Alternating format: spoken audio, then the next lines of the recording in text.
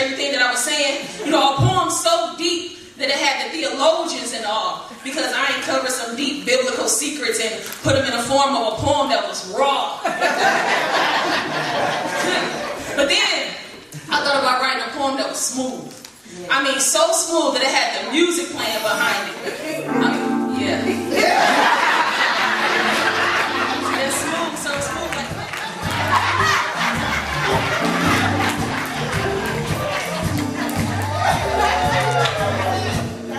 I wanted to write a poem. And I thought to myself, I can't.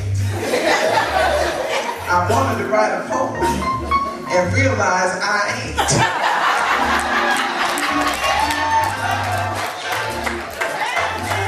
Only at the building.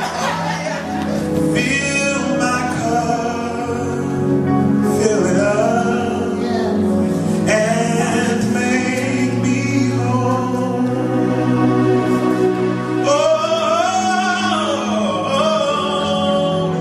Fill my cup, Lord.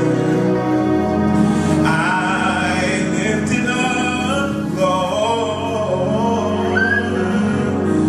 Come and quench this thirsting in my soul.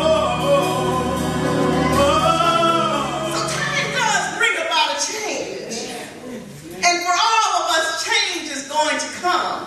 So Jesus reminds Peter that, you know, when you were young, you could do these things on your own, but as you age, you needed some assistance. But he reminds him, he said that I want you to tend to my sheep. And there it says, and he commanded Peter, he said, what I want you to do is follow me.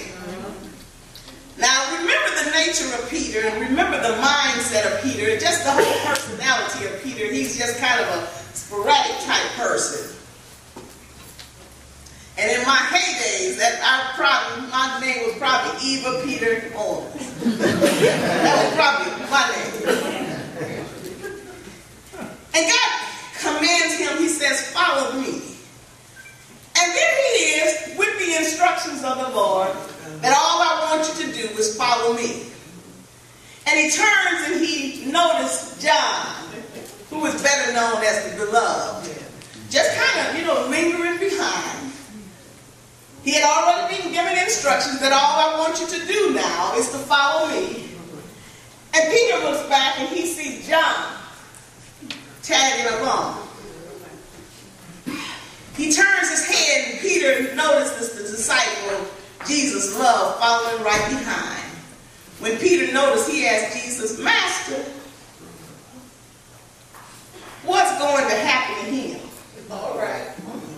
Now the Lord just told Peter what to do. And out of all of these things that Peter had done in the past, cut off the soldier's ear, cussed, denied him 3 times, Peter, after being instructed to follow him, Peter gonna look around, and if he don't have enough to do for himself, and he's like, what's gonna happen to him?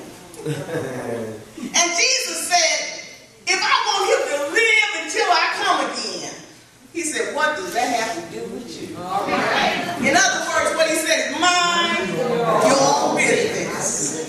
And he said, mind your own business, and follow to us that we can raise our hands and we can invite anybody that we want to. But I know that the devil wants to come and discourage us and to separate us by looking at what somebody else is doing or what somebody else has done or what somebody else has said. But I want to say to you this morning, mind your own business. Let's follow Jesus. Come on, man. God has anointed each of us separately